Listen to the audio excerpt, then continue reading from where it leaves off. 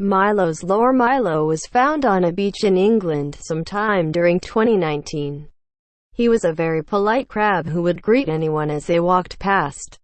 Eventually I stumbled upon him and, after talking with Milo for a little while, we both agreed that staying on the beach simply did not suit him. We talked about many things together on that beach.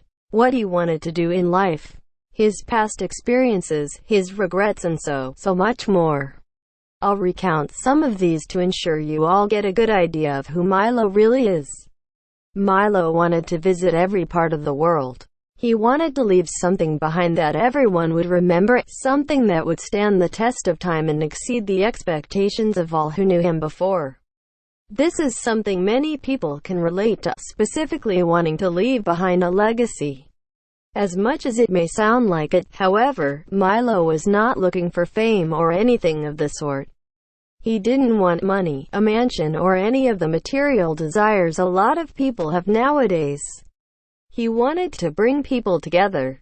He wanted to be something that everyone, no matter their background, could understand and bond over. You may be thinking that Milo is asking for a lot here, and that may be true. To become such an iconic symbol would be incredibly tough and nowhere near easy. But Milo was prepared for this journey. He didn't care whether his entire life may be spent on trying to achieve this with a decent chance of not finding success. This was his purpose. This was his journey. He wasn't going to give up, no matter what he faced.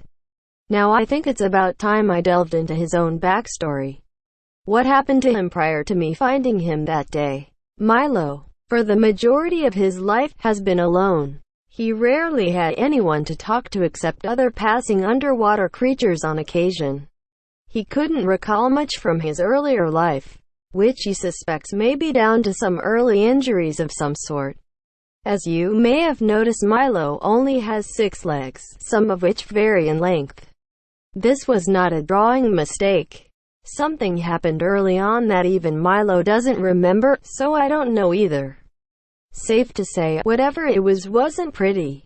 That aside, Milo was not heavily affected. He learned to live with his unique character and would wander around the ocean trying to help others. His connections and people he knows seemingly never end. Almost like he's become friends with everyone he's met. This is something Milo takes great pride in. After all this, Milo decided to venture onto land in search of more people he could potentially help. This takes us to the present day, where I met Milo. He told me his story and I knew that he was truly a special little thing.